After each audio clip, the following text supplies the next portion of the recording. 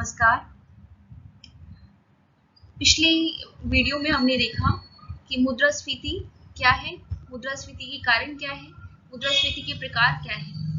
आज हम बात करेंगे कि मुद्रास्फीति का अर्थव्यवस्था पर क्या प्रभाव पड़ रहा है, मुद्रास्फीति के नियंत्रण के उपाय क्या है, effects of inflation on economy and remedies to control inflation. आशा है कि आप सब इस वीडियो से लाभान्वित होंगे। इस स्लाइड में हम बात करेंगे कि मुद्रास्फीति का अर्थव्यवस्था पर क्या प्रभाव पड़ता है। मुद्रास्फीति के कारण प्रारंभिक अवस्था में तो आर्थिक प्रगति तथा रोजगार के अवसरों का मार्ग प्रशस्त होता है। जैसे जैसे मनी मार्केट में आती है तो ऐसे लगता है कि इकोनॉमिक ग्रोथ हो रही है, एम्प्लॉयमेंट मिल रहा है। लेकिन जैसे जैसे मुद्रास्फीति का विस्तार और व्यापकता बढ़ती है तो विकास की गति कुंठित हो जाती है, रोजगार के अवसरों में कमी आने लगती है, मध्यम वर्ग को कठिनाई पैदा होती है। मुद्रास्फीति का अर्थव्यवस्था पर प्रभाव में पहले प्रभाव के बारे में बात करेंगे, विनियोक्ता पर प्रभाव। अर्थव्यवस्था में पूंजी तथा साधनों को उत्पादन कार्य में विनियोग करने वाले विनियोक्ता दो प्रकार के होते हैं, जो पूंजी का विनियोग करते हैं और साधन का विनियोग करते हैं। एक तो होते हैं निश्चित आय वाले विनियोक्ता और एक होते हैं परिवर्तनशील आय वाले विनियोक्ता। निश्चित आय वाले विनियोक्ता वे विनियोक्ता होते हैं जिनको अपने विनियोगों पर निश्चित दर से ब्याज या लाभ मिलता है। ऐसे विनियोक्ता सामान्यतः ऋणदाता होते हैं जिन्हें मुद्रा प्रसार से हानि होती है। इस प्रकार के विनियोक्ता का इनकम लेवल फिक्स होता है, इनकम फिक्स होती है, लेकिन जैसे जैसे वस्तुओं के मूल्य बढ़ते हैं इनकी वास्तविक आय क्या हो जाएगी, कम हो जाएगी। तो स्थिर आय वाले जो विनियोक्ता हैं इन्हें हानि उठानी पड़ती है। और जो परिवर्तनशील आय वाले विनियोक्ता हैं ये वो विनियोक्ता होते हैं जिनकी आय व्यापार तथा उत्पादन की मात्रा पर निर्भर करती है। जैसे जैसे व्यापार बढ़ेगा, उत्पादन बढ़ेगा, इनकी आय भी बढ़ेगी। मुद्रास्फीति के समय व्यापार तथा उत्पादन में वृद्धि से काफी लाभ होता है।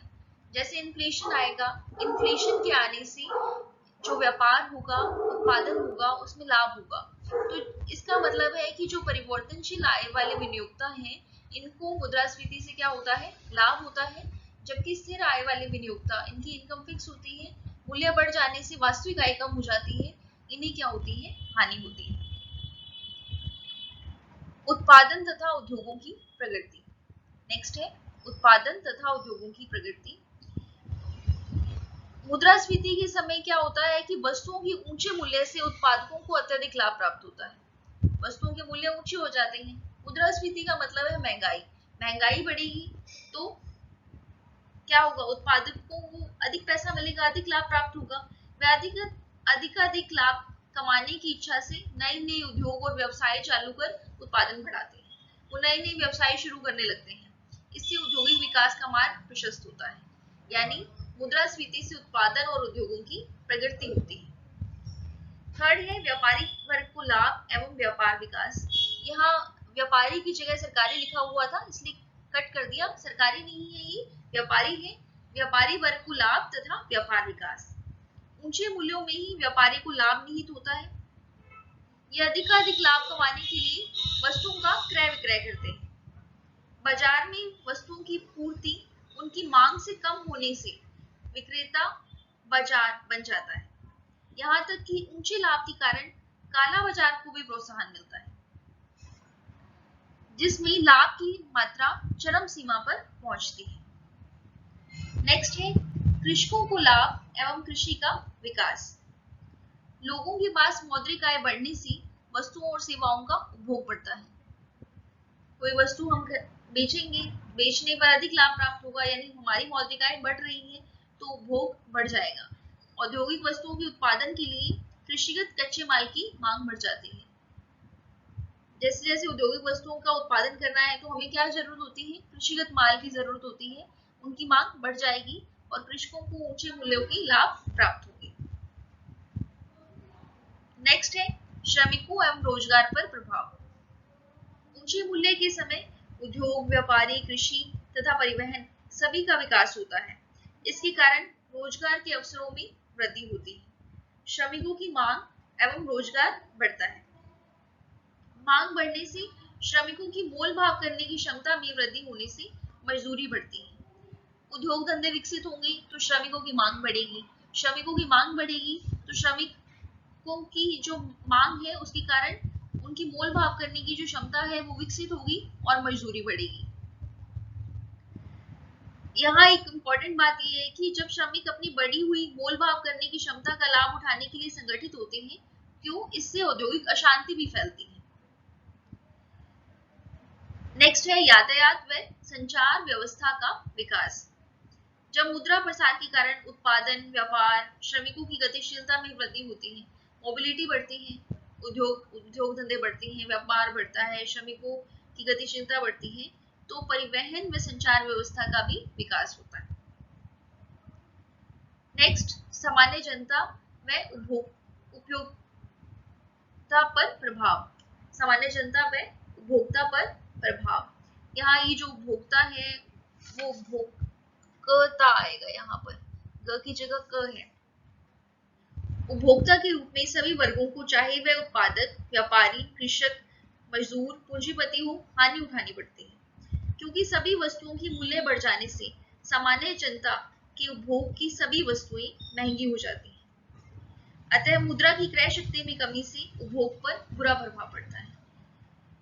क्या असर होगा? सभी वर्गों को, उत्पादक हो, व्यापारी हो, कृषि हो, मजदूर हो, पूंजीपति हो, उसको हानि उठानी पड़ेगी, क्योंकि जो भी वस्तु वो खरीदेगा उसके मूल्य बढ़े होंगे। उत्पादक के रूप में चाहे उसे लाभ हो, लेकिन उत्पादक भी तो एक उपभोक्ता ही होता है, कहीं ना कहीं से तो उपभोग करेगा ही, तो उस उपभोक्ता की वस्तु है उसका तो मूल्य बढ़ जाएगा, इसलिए उपभोक्ता के रूप में उसे हानि उठानी पड़ती है। नेक्स्ट है ऋणी को लाभ। ऋणी को ऋण तथा ब्याज चुकाने में सरलता रहती है, साथ साथ वास्तविक भुगतान का दबाव भी कम पड़ता है, इसलिए ऋणी को क्या होगा? लाभ होगा। बैंकिंग व्यवस्था का विकास। मुद्रास्फीति के समय ऊंचे लाभ मिलने के कारण पूंजी विनियोग व व्यापार का विकास होता है। बैंक ऐसे समय में साख निर्माण, पूंजी विनियोग, व्यापारिक गतिविधियों से लाभ उठाते हैं। सरकार पर प्रभाव।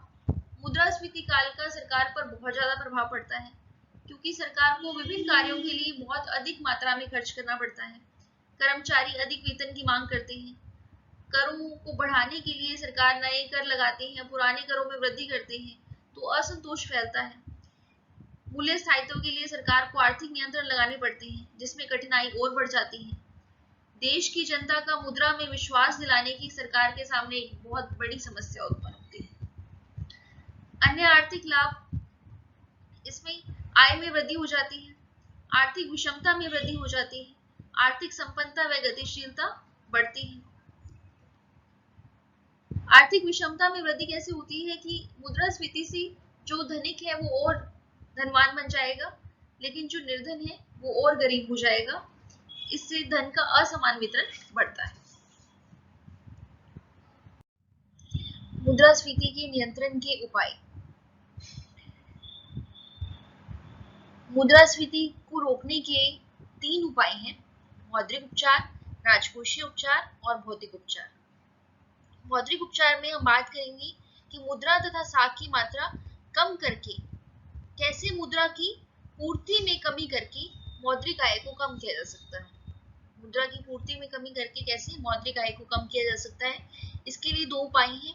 चलन मुद्रा की मात्रा में कमी करके। चलन मुद्रा की मात्रा में कमी कैसे कर सकते हैं हम? डिमोनेटाइजेशन के द्वारा, विमुद्रीकरण के द्वारा। जो अभी नोट या पत्र मुद्रा निर्गमन चल रहा है, उसके नियम को कड़ा करके, नए नोट की छपाई को कम करके या प्रचलित मुद्रा को खराब घोषित करके, तो हम मुद्रा की मात्रा में कमी कर सकते हैं। जैसे भारत में 1000 रुपए का नोट का प्रचलन जो है वो बंद कर दिया गया था, 500 रुपए के नोट का प्रचलन बंद कर दिया गया था। तो ये कहते हैं कि चलन मुद्रा की मात्रा में कमी हो गई और एकदम से जो मुद्रा प्रसार है, मुद्रा है लोगों के हाथ से, वो छिन गई। सेकंड है साख नियंत्रण। इस संदर्भ में साख नियंत्रण का अभिप्राय है साख की मात्रा में कमी करना, जिससे मौद्रिक आय को कम किया जा सके, नई विनियोगों को प्रोत्साहित किया जा सके। बैंक दर की वृद्धि, खुले बाजार की क्रियाएं, न्यूनतम जमा कोषों में वृद्धि, सीधी कार्यवाही, ये सब साख नियंत्रण के उपाय हैं। राजकोषीय उपचार।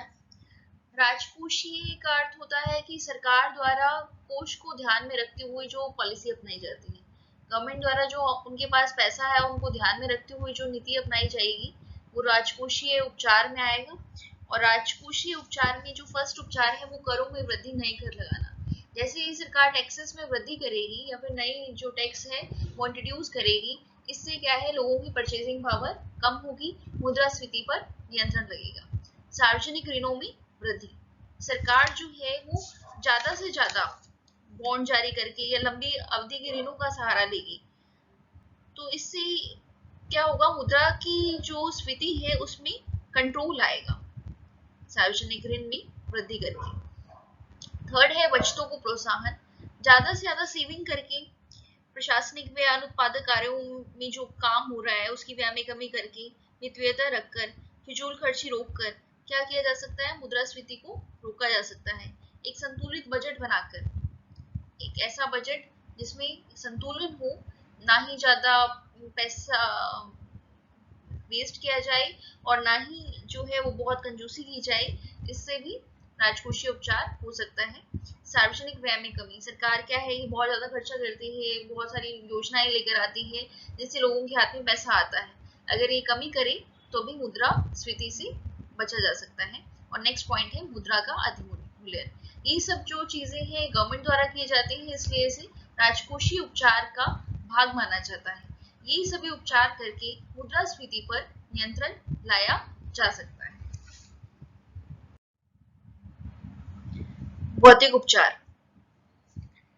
मुद्रास्फीति के नियंत्रण के लिए मौद्रिक व राजकोषीय उपचारों के साथ साथ भौतिक उपचार का भी सहारा लिया जा सकता है। उत्पादन वृद्धि कार्यक्रमों को प्राथमिकता दी जाती है। पहला जो पॉइंट है उत्पादन वृद्धि, सेकंड है संग्रह पर रोक, थर्ड है मूल्य नियंत्रण व राशनिंग, फोर्थ है आयात निर्यात नियंत्रण, फिफ्थ है लाभ वितरण पर प्रतिबंध और सिक्स्थ है सट्टे पर रोक। फर्स्ट की बात करें उत्पादन वृद्धि, तो उत्पादन वृद्धि कार्यक्रमों को प्राथमिकता दी जाती है। इसके अतिरिक्त शीघ्र फलदायी योजनाओं को विशेष महत्व दिया जाता है। जो जितना भी संग्रह किया हुआ है उस पर रोक लगाई जाती है। मूल्य नियंत्रण व राशनिंग के अंतर्गत आएगा कि जो अनिवार्य वस्तुएं हैं उनकी उचित मूल्यों पर वितरण की व्यवस्था की जाती है, किंतु देश में व्याप्त भ्रष्टाचार, अनावश्यक नियंत्रणों व अनेक अड़चनों से विशेष लाभ नहीं मिल पाया है। आयात निर्यात नियंत्रण, आवश्यक वस्तुओं की पूर्ति बढ़ाने के लिए खाद्यान्न, खाद, रासायनिक पदार्थों आदि अल्प पूर्ति वाली वस्तुओं की खपत को ध्यान में रखते हुए उनकी यथासंभव आयात की व्यवस्था की गई है। आयात नीति उदार बनाई गई है। लाभ वितरण पर प्रतिबंध लगाया गया है। सट्टे पर रोक लगाई गई है। ये सब उपाय करके जो हम क्या कर सकते हैं, मुद्रास्फीति को नियंत्रित कर सकते हैं। ये सभी किसके अंतर्गत आएंगी, भौतिक उपचार के अंतर्गत आएंगी। इससे पहले हमने पढ़ी राजकोषीय उपचार।